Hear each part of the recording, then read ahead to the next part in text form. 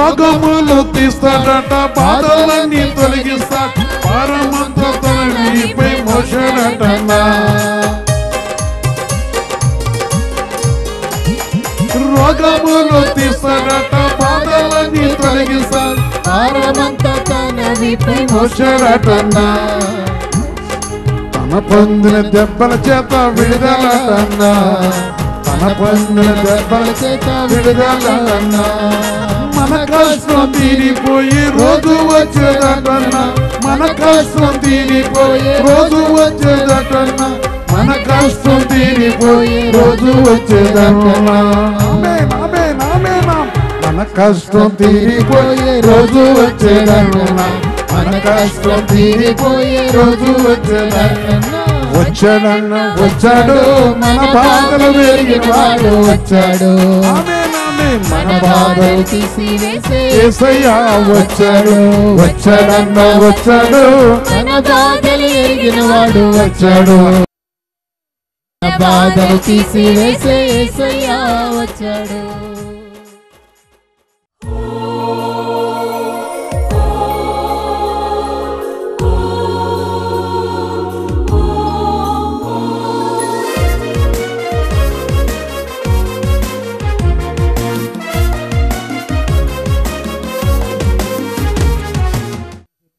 డాక్టర్లకు చెప్తుంది. అప్పటి వరకు 3-4 రోజులు 5 రోజులు అసలు కడుపులో ఏ విధమైనటువంటి వాటర్ కూడా లేదు, కొబ్బరి నీళ్ళు పోసినా కూడా తాగలేనటువంటి పరిస్థితి. అవి వెంటనే మళ్ళీ వాటరు వామిటింగ్స్ ద్వారా వెళ్ళిపోయేటటువంటి పరిస్థితి. ఐసీయూలోనే ఉంచి చూస్తున్నటువంటి క్రమంలో ఈ గొప్ప కార్యం అయ్యా వచ్చి ప్రార్థన చేయగానే పూర్తిగా తగ్గిపోవడంతో మేము అయ్యా ఇట్లా జరిగిందయ్యా తగ్గిందయ్యా అని చెప్పి ఉన్నాము. మళ్ళీ ఏం కాదు అని చెప్పి నేను ప్రార్థన చేసినా, మీకు ఏం కాదు, ఆ గడ్డ కూడా ఏం చేయదు అని చెప్పిండ్రు. మళ్ళీ వారం 10 రోజులకు ఇంటికి వచ్చిన తర్వాత మళ్ళీ ఒకసారి చెకప్ చేయించుకుందాం పరిస్థితి ఎట్లున్నదో అని చెప్పి, మరి ఈ కడుపుల పేగులన్నీ ఇన్ఫెక్షన్ అయి ఉన్నాయి అన్నాడు కదా, ఆ కడుపుల పేగులలో ఉన్నటువంటి ఇన్ఫెక్షన్ తగ్గిన తర్వాత ఆ చేదు గురించి ఆపరేషన్ చేద్దాం, చేదులో గడ్డ ఉందని చెప్పి మరి ఆ చేదులో గడ్డను మళ్ళీ వారం రోజులకు పోయి మేము పరీక్ష చేసి అయ్యతో ప్రార్థన చేసి పరీక్ష చేయించుకుంటే గడ్డ లేదని చెప్పి పూర్తిగా చెప్పడం జరిగింది. రిపోర్ట్లు కూడా పట్టుకొచ్చినప్పుడు మరి అంతకుముందు ఏమో చేతిలో గడ్డ ఉందని చెప్పి ఆ వారం రోజులలో అయ్యకు మళ్ళీ ప్రార్థన చేయించి మేము కూడా ప్రార్థనలో ఉండి అయ్యే ప్రార్థన చేసి మీరు వెళ్ళి పరీక్ష చేయించుకోండి అని చెప్తే ఆ గడ్డ చేతులు ఏ విధమైన గడ్డ లేదు. ఒక్కసారి కాదు 3 సార్లు 2 పరీక్ష చేసిండు. ఒకసారి మళ్ళీ పరిగడుపును రమ్మని చేసి మళ్ళీ పూర్తిగా చూసినా కూడా ఎక్కడ కూడా గడ్డ లేదని చెప్పిండు. ఇది ఒక దేవుని కృప, ఈ యొక్క ప్రార్థన వల్లనే జరిగింది అని చెప్తున్నాం. ఈ దేవుడు మాకు అనేక కార్యాలు చేస్తున్నాడు. అది అయ్యే యొక్క ప్రార్థన, మరి మా భక్తి కాదు, మా యొక్క నీతి కాదు, మరి అయ్య చేసేటటువంటి ప్రార్థన వల్లనే మేము దేవుడు ఈ కార్యాలు మా గృహంలో చేస్తున్నాడు. అందుకు అయ్యకు వందనాలు, సంఘానికి వందనాలు.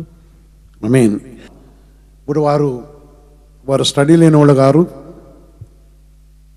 వారి విరుగురు స్టడీ ఉన్న వాళ్ళే.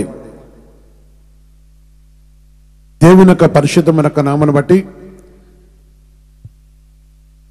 సేదు వచ్చిన గడ్డను బట్టి చాలా బాధపడ్డారు. నేను పోయినప్పుడు హాస్పిటల్ పోయినప్పుడు తన పరిస్థితి చాలా సీరియస్గా ఉన్నది. పరిశుద్ధత దేవుడు వారు నాకు ఫోన్ చేసినప్పుడు నేను రేపు వస్తానని చెప్పి నాకు దంతరపల్లి ప్రాంతంలో ఒక ప్రేయర్ డైరెక్ట్ అక్కడికి వెళ్ళాను. పోయినప్పుడు దేవుడు నాతో చెప్పిన మాట, వీళ్ళు అన్నారు ఆ పరిస్థితులు చాలా అంటే ఆ డాక్టర్లు అప్పుడు సరైన విషయాలు చెప్పట్లేదు అంటే తన సీరియస్ పరిస్థితి అన్నారు.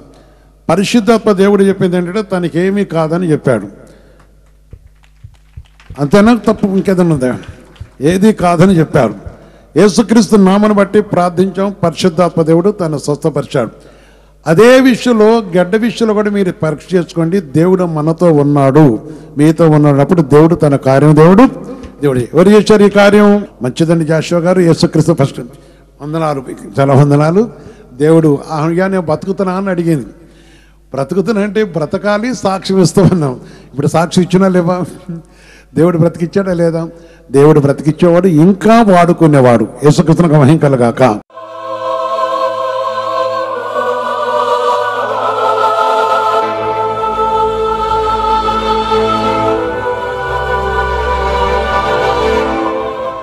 దేవుడు సెలవిస్తున్న మాట మనం చూస్తున్నాం. ఇర్మీయా గ్రంథం 29:14 మనం చూస్తున్నప్పుడు దేవుని వాక్యం చేరుస్తుంది. నన్ను నేను మీకు కనపరుచుకుందును, ఇదే యెహోవా వాక్కు. ప్రేమ బిడ్డలారా, ఆయన ఎవరికి కనపరుచుకుంటాడు? ఎప్పుడు కనపరుచుకుంటాడు? ఆయన కనపరుచుకోవడానికి ఉద్దేశం ఏంటి? ఆయన మనం కనపరుచుకున్నప్పుడు, ఆయన మనం కలుసుకున్నప్పుడు, ఎవరైతే ఆయన కనపరుచుకుంటారో, ఆయన ఎవరికైతే ఆయన కనపరుచుకుంటున్నాడో వారు ఆయన నామను బట్టి వారికి చేసే మేలు లేక వారికి ఇచ్చే సమాధానం, పరిశుద్ధమైన దేవుని యొక్క మాటను బడే విషయాన్ని మనం గ్రహించాలి. దేవుని యొక్క మాట, దేవుని యొక్క వాక్యం ఆయన ఏ విధంగా కనపరుచుకొని చూస్తున్నాడంటే దేవుని వాక్యం చరుస్తుంది. ప్రభువు నామను బట్టి దేవుని సన్నిధిలో 29:12-13 చూస్తే కూడా దేవుని వాక్యం చరుస్తుంది. మీరు నాకు మొరపెట్టుదురని, మీరు నాకు ప్రార్థన చేస్తూ వచ్చుదురని నేను మీ మనవి ఆలకింతను. ఏం చేసేవాడైనా?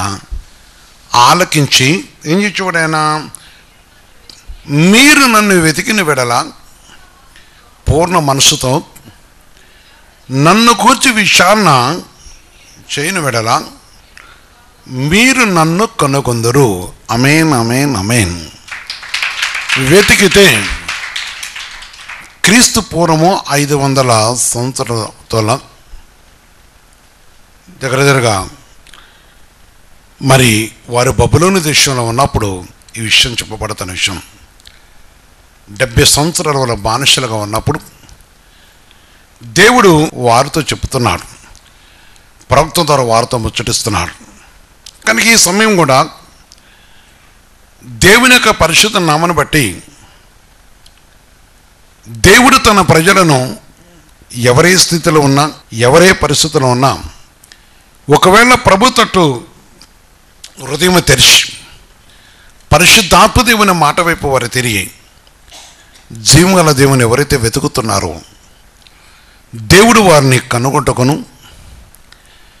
దేవుడు వారికి కనపరుచుకోటకును, దేవుడు వారికి ఉత్తరం ఇవ్వటకును అనగా జవాబు ఇవ్వటకును, దేవుడు వారిని విడిపించటకును, దేవుడు వారిని కనికరించటకును, దేవుడు వారిని కటాక్షించటకును, దేవుడు వారిపై తన కృపను ఉంచి ఆదరించటకును అనిష్టపడుతున్నవాడు. నేడు మనం ఆయన సన్నిధిలో ఉన్నాం. ఎందుకంటే దేవుడు తన ప్రతి మనిషి వెడల తన కటాక్షించేవాడు. వెతుకురేమో, ఎవరు వెతుకుతారో ఆశతో నిజంగా దేవుని కోసం ఆశపడే హృదయాలు నేను కొన్ని కుటుంబాలు చూస్తున్నాను. దేవుడు వారిని కనికరించిన కొలది, అంటే వారున్న బానిసత్వం నుంచి, వారున్న అవమానం నుంచి విడిపించినాక దేవుని సమయం కోసం వారి యొక్క పరుగులు, ఉరుకులు, ఆశ, ఆరబాటము, వారి యొక్క పరుగులు, ఉరుకులు, ఆశ, ఆరబాటము దేవుడు కనికరించినక కొంతమంది చూస్తుంటాం. వారి ఇష్టం వచ్చినట్టు వాళ్ళు వెతకటం కంటే, వాస్తవం చెప్పాలంటే వారి సుఖం వారు కోరుకోవడం లేక వారి యొక్క విధానము ప్రభుని వెతకట్లేదు. ప్రియమైనవారా, దేవుని వెతికేవారు కొందరే ఉంటారు, కృతజ్ఞత గలవారు అందరూ ఉండరు. ఈరోజు నన్ను నేను మీకు కనపరుచుకుందను,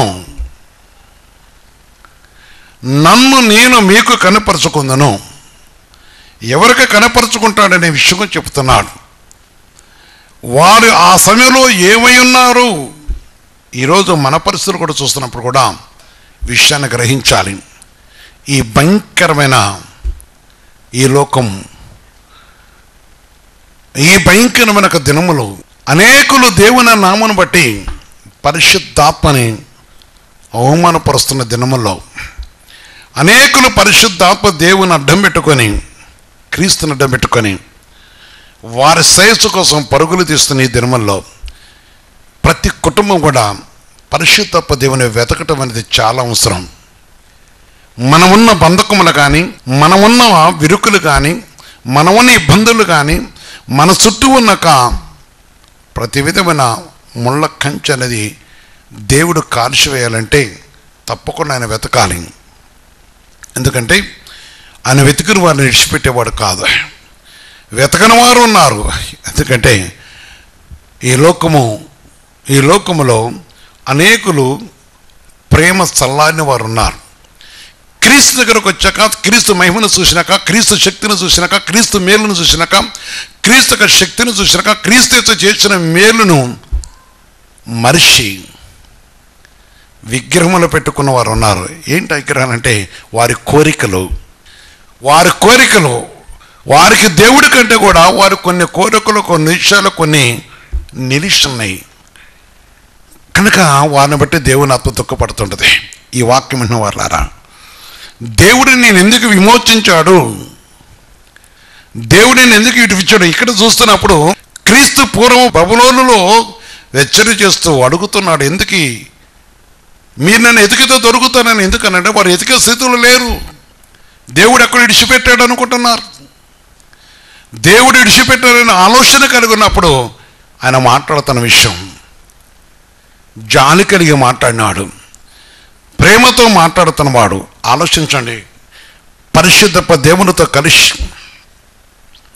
జీవన దేవుని యొక్క నామను బట్టి మనం చూస్తున్నప్పుడు సర్వోన్నతమైన దేవుడు చరవిస్తున్న మాట వెతికితే, అందుకే 14 మాట చెప్పాడు. ప్రియమైన బిడ్డలారా, అందుకే తన ప్రజల విషయం ఏమంటున్నాడంటే వారున్న స్థలము క్షేమమో కాదు, మేమున్న స్థలము క్షేమమో కాదు. ఈనాడు మన దేశం కూడా అదే పరిస్థితుల్లో కొన్ని ప్రాంతాలు క్షేమము లేని పరిస్థితులు ఉన్నారు. దేశమును పరిపాలించే రక్షణ భటులే భయంకరమైన కొన్ని రాష్ట్రాలు మనం చూస్తున్నాం. అదే స్థితిలో ఆ రోజు వారున్నారు. క్షేమము లేని జీవితములు, కాపుదల లేని జీవితములు, అల్లాడిపోతున్న జీవితంలో ప్రభు నామను బట్టి పరిశుద్ధాత్మ దేవుని కొరకు కేకలు వేస్తున్న విషయాలు ఆనాడు వారు అడుగుతున్నారు. అందుకే దేవుడు ప్రేమతో మాట్లాడుతున్నాడు. 7వ వచనం మనం చూస్తున్నప్పుడు దేవుని వాక్యం చరుస్తుంది. నేను మిమ్మల్ని సెరగొనిపోయిన పట్టణం యొక్క క్షేమ కోరి దాని కొరకు యెహోవాకు ప్రార్థన చేయండి. దాని క్షేమము మీ క్షేమమున కారణమగును. యేసుక్రీస్తు పరిశుద్ధ మహిమ కలుగాక. ఈరోజు మన జీవితంలో కోరుకునేది ఏంటది? దాని క్షేమాన్ని కోరుకుంటే నీకు కూడా క్షేమం దొరికిద్ది అంటాడు. కారణం ఏంటంటే అది క్షేమకరమైనది కాదు. ఈనాడు క్షేమకరమైనదేమీ లేదు. దేవుని యొక్క పరిశుద్ధమైన యొక్క మాటను బట్టి చూస్తున్నప్పుడు ఆలోచించాలి. దేవుని మాట, దేవుని వాక్కు, దేవుని సన్నిధి. ప్రియమైన సహోదరి సహోదర, నాడు నేడు ఎగురుతున్నదండి.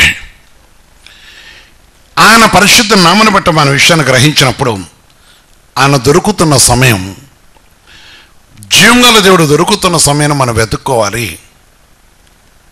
ఆయన మన దొరికే సమయంలో వెతుక్కోవాలి. మనమున్న స్థలం కోసం మనం ప్రార్థించుకోవాలి. మనం అనేకుల కోసం విజ్ఞాపన చేయాలి. మనం ఈ లోకల యాత్రికులు గనక నీ కుటుంబము దేవుని యొక్క మహిమగా మార్చబడి ఆయన తప్పక నిన్ను కాపాడేవాడు అంటాడు. అందుకే భయపడి అనేకులు ప్రభు యొక్క మహిమను కోల్పోతున్నవారు, పరిశుద్ధాత్మ దేవుని యొక్క మహిమను కోల్పోతున్నవారు, జీవంగా దేవుని సన్నిధిని కోల్పోతున్నవారు. ప్రేమ బిడ్డలారా, కొందరే వాడబడతారు, కొందరే సాక్షులై ఉంటారు, కొందరే సమయం సద్వినియోగపరుచుకుంటారు, కొందరే దేవుని యొక్క నామను ఘనపరుస్తారు. అనేకులు దుర్యోగం అంటే వారి వారి క్రియలతో దేవుని అవమానపరిచేవారు చూస్తున్నాం. ఈరోజు పరిశుద్ధాత్మ దేవుడు సెలవిస్తున్న ఈ మాటను బట్టి ఆలోచించండి. ప్రతి కుటుంబం కూడా ప్రభునందు నిలిచి, ప్రతి కుటుంబం కూడా ప్రభునందు నిలిచి జీవన దేవుని యొక్క మహిమ కొరకు కనిపెట్టుకుని మొరపెట్టవలసిన బాధ్యతలు వెతకాలి. ఆయన నేను దొరికిదని అంటాడు కనుక ఆయన ప్రార్థించాలి, వెతికితూ ప్రార్థన చేయాలి. దేవుని నామను మహిమపరుస్తూ ప్రార్థన చేయాలి. జీవగల దేవుని కలుసుకుంటూ ప్రార్థన చేయాలి. ప్రియ సహోదరి, నీ కుటుంబంలో వాక్యం వింటున్నా కొందరు జీవితాల్లో నిరర్ధకమైపోయినారు. దేవుని వెతికే స్థితిలో కోల్పోయినారు. పరిశుద్ధాత్మ దేవుని కనుగొట్టు దేవుని యొక్క మహిమను కనపరచక వారికి వారి కాలం అంతా కూడా ఉడికిపోతుంది, అయిపోయింది. నీవైనా సరే రోష్యమతో పట్టుదలతో పరిశుద్ధాత్మ దేవుని యందు నిలిచిన వారి అనేక పితరులు అనేక విషయాలు హతసాక్షిగా మార్చబడ్డ వారు చూస్తున్నాం. సాక్షార్థం మన జీవితంలో ప్రభునందు నిలిచినట్టుగా దేవుడు చూస్తున్నాడు. నేడు మన విషయాన్ని గ్రహించాలి. జీవగల దేవుని యొక్క నామను గణపరుస్తూ సర్వోన్నతమైన దేవుని యొక్క మహిమను గణపరుస్తూ ఆయన చిత్తాన్ని మనం గణపరచవలసిన బాధ్యత మనకున్నది ప్రభు సన్నిధిలో. అందుకని సామెతలు ఆ మాట చెప్తున్నాడు. సామెతలు 8:17 చూస్తే వాక్యం చేరుస్తుంది. నన్ను ప్రేమించు వారిని, ఎవరైతే ప్రేమిస్తున్నారో, ప్రభుని ప్రేమించేవారు ఆశ, ప్రభుని ప్రేమించేవారికి ఆసక్తి, ప్రభుని ప్రేమించేవారు సమయము, ప్రభుని ప్రేమించేవారు ఆయన చిత్తం నెరవేర్చడం కోసము, ప్రభుని ప్రేమించేవారు ప్రియమైన సహోదరి సోదర, జీవగల దేవుని కలిగి సర్వోన్నతమైన దేవుని యొక్క నామను బట్టి విషయాన్ని గ్రహించాలి. నన్ను ప్రేమించు వారిని నేను ప్రేమించుతున్నాను, నన్ను జాగ్రత్తగా ఎదకవారు నన్ను కనుగొందరు. అమేన్, అమేన్, అమేన్. అందుకే నన్ను నేను కనపరుచుకుందను, మీకు నేను కనపరుచుకుందను అని అన్నాడు. నేనున్నాను అన్నాడు ఆయన. నా యేసయ్య వెతుకటం నేర్చుకోవాలి. అనేక దినముల దేవుని వాక్యం వింటున్నావు. నేటికి నీ జీవితంలో వెతుకుతున్నావా? నూతనంగా వింటున్న బిడ్డలారా ఆలోచించండి. ప్రభువును కనుగొందాం. పరిశుద్ధాత్మ దేవుని నామను మనం కనుగొందాం.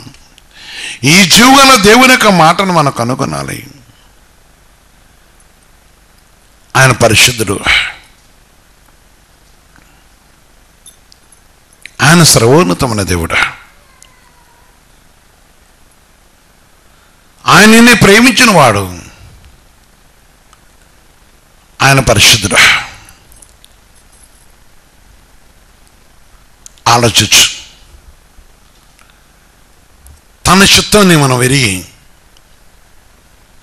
ఎవరిని వెతుకుతున్నావు? ఆయన్ని కనపరుచుకుంటున్నాడు.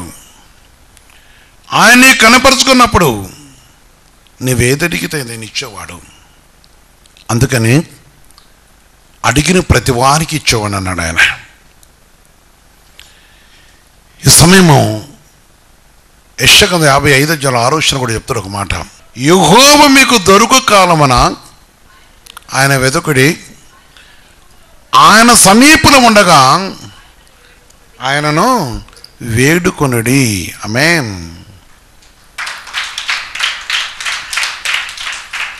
మనకు దొరుకుటకు సమీపంగా ఉన్నాడు. వేడుకు. ఈ నాశనకర లోకం నుంచి తప్పింపటకు వేడుకో. ఈ దుష్టకాలం నుంచి నీ దేశం విడిపింపటకు వేడుకో. దుష్టులకు మూర్ఖ సమాజం నుంచి విడిపింపట కోసం వేడుకో. మూర్ఖులుగా లోకము నుంచి విడిపింపట కోసం వేడుకో. ప్రస్తుత దుష్టకాలంలో మునిగిపోతూ దుష్ట శక్తుల ద్వారా కిరాతక విషయాలు జరుగుతున్న విషయం నుంచి వేడుకో. దేవుని అడగాలి. పరిశుద్ధాత్మ దేవుని అడగాలి. సర్వోన్నతమైన దేవుని సన్నిధిలో మనం అడగాలి. ఆయన పరిశుద్ధ మాట గొప్పది. ఆయన పవిత్రమైన నామం గొప్పది.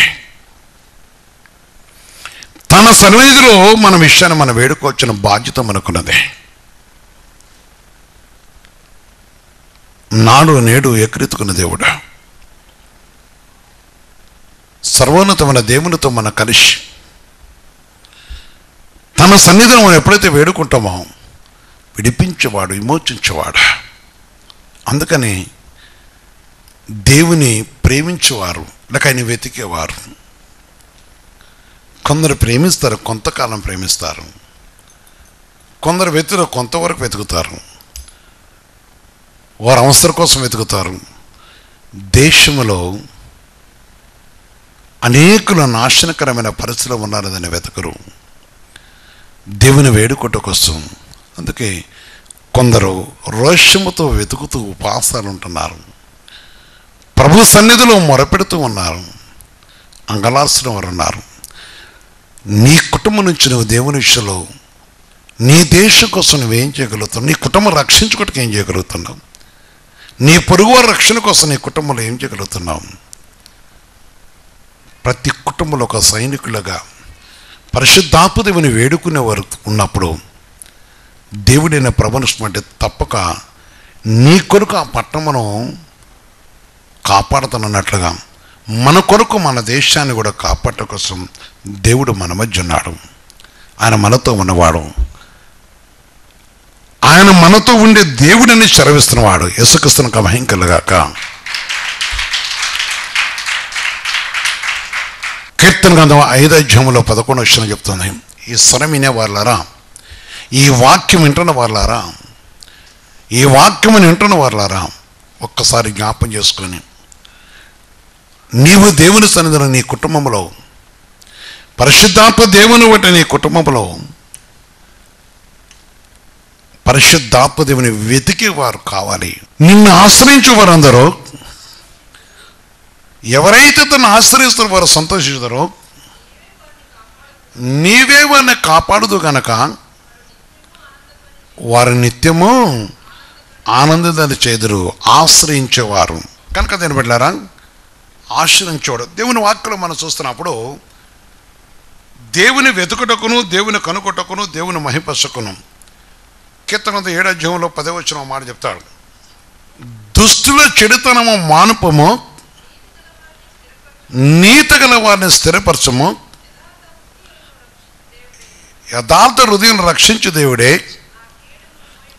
నాకు నా కేడమును మోయివాడై ఉన్నాడు. యేసుక్రీస్తు మహిమ కలుగాక. అందుకని ఆలోచించు, పరిశుద్ధ దేవుని యొక్క సన్నిధిలో మోసేవాడు, ఆదరించేవాడు. మన విషయమై తన పరిశుద్ధ ఒక నామను బట్టి మనకు అనుకరించే దేవుడు, తన పరిశుద్ధమైన మహిమతో మన ఆదరించక ఇష్టపడుతున్న దేవుడు. ఈరోజు నువ్వు ఆలోచించు, దేవుని వాక్యం చదివిస్తుంది. నాడు నేడు ఎక్కిరితుకున్న దేవుడు. కీర్తన గ్రంథము 31, 23, 24 చూస్తున్నప్పుడు వాక్యం చదువుతుంది, యెహోవా భక్తులారా మీరందరూ ప్రభువైన యేసుక్రీస్తుని ప్రేమించుడి, యెహోవా విశ్వాసులను కాపాడును, గర్వంగా ప్రవర్తించే వారికి ఆయన గొప్ప ప్రతీకారము చెయ్యను.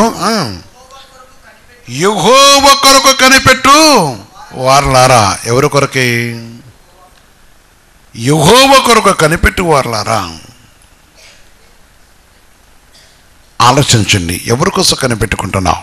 యెహోవా కొరకు కనిపెట్టుకున్నవారు, ప్రభువైన యేసుక్రీస్తు కోసం కనిపెట్టుకున్నవారు, తన పరిశుద్ధ మాట కొరకు కనిపెట్టుకున్నవారు, తన నామ మహిమ కొరకు కనిపెట్టుకున్నవారు, తన పరిశుద్ధమైన రాకడ కోసం కనిపెట్టుకునేవారు. ముఖ్యంగా ఇక్కడ ముఖ్యమైన విషయం ఏంటంటే, యెహోవా కొరకు కనిపెట్టుకున్నవారులారా, మీరందరూ మనసున ధైర్యం వహించి ఎట్టుండాలి? నిబ్బరముగా ఉండుడి. ఏమై ఉండాలి? నిబ్బరంగా ఉండుడి. మనసున ధైర్యం కావాలి, మనసున ధైర్యం కావాలి. ఎందుకంటే ధైర్యం అనేది మనకి చాలా అవసరం. దేవుని యొక్క మాట కోసం, దేవుని వాక్ కోసం పరిశుద్ధాత్మ దేవుని మాట నిరీక్షణ ప్రియమైన సహోదరి సోదర, సర్వోన్నతమైన దేవుడు మనం చూస్తున్నవాడు. జీవన దేవుడు మన ముందు నిరీక్షణ వాడు. ఈ విషయాన్ని గ్రహించి నిన్ను చూస్తున్న దేవుడు, నిన్ను వెతుకుతున్న దేవుడు, ఆయన సన్నిధిలో నీ వైపు చూస్తున్న తండ్రి, ఆయన సన్నిధికి వచ్చి నీ వైపు చూస్తున్నవాడు, నీ మొర వినేవాడు, నిన్ను కనికరించేవాడు, నిన్ను కరుణించక ఇష్టపడుతున్నవాడు. అందుకని యెహోవా కొరకు కనిపెట్టుకున్న వాళ్ళారా ఈరోజు ఆయన్ని కనపరుచుకుంటున్నాడు. అడుగుతా వయస్సుని పరిశుద్ధ దేవుని అడుగు, ఆయనకు సహాయం చేసి కనికరించి ఆదరించేవాడు.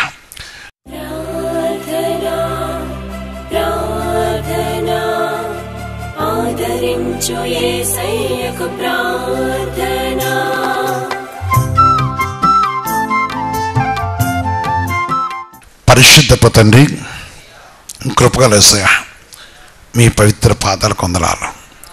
మీ కృపయు ప్రేమ కనికరం బట్టి నీ నామ మహిమల ప్రార్థనలో పాల్గొన్న ప్రతి బిడ్డని జ్ఞాపకం చేసుకొని నీ కటాక్షం దయచేయండి, నీ కృపల సన్నిధిని దయచేయండి. ఇదిగో తండ్రి, నీవు నాడు నేడు ఏకరీతుకున్న దేవుడివి. నీ కృపను బట్టి పడుకోతండి ఈ వాక్యం అన్న ప్రతి కుటుంబాన్ని కూడా కరుణించి, ప్రతి ఎవరిని కూడా కరుణించి, ఈ దుష్టకాలమనే అంధకారంలో పడిపోకుండా విడిపించి కనికరించండి, కటాక్షించండి. అదేవిధంగా పడుకోతండి ఈ వాక్యం నుండి మా కనపరుచుకోకుండా కనుక ఎవరు కోరుకుంటూ వారు ఎవరు ప్రేమిస్తారో వారు కనపరుచుకుని వారిని ఆదరించుతుండే కనుక నీ ఆదరణ ప్రతి బిడ్డ కూడా దయచేయండి. మీ కటాక్షించండి. ప్రజెంట్గా పడుకోతండి మా దేశ పరిస్థితిని కూడా జ్ఞాపం చేసుకొని, అయ్యా కొంతకాలం నుంచి ప్రభు ఎన్నో విధాలుగా హింసింపడుతున్న బిడ్డలను కూడా ఇడిపింపి కనికరించి కటాక్షించండి. అనేక విధాలలో శోధింపబడుతున్న వారు ఉన్నారు కనుక ఈ రాత్రిని దర్శన కళ ద్వారా మాట్లాడండి. సంతానాన్ని బిడ్డ కూడా సంతానం చేయండి. ప్రతి కుటుంబానికి ఏది కావాలో దయచేసి బల పరిస్థితులు పరిష్కరించి కట్టిస్తుంది మీరు ఆదరించమని యేసు జ్ఞాన క్రీస్తుల సంతానంతో నీ వర్తమానాన్ని బట్టి అనేకులకు నీ మహిమతో రక్షకుడు సహాయమని యేసుక్రీస్తు నామమున ప్రార్థించి వేడుకొస్తున్నాను తండ్రి. ఆమేన్, ఆమేన్, ఆమేన్.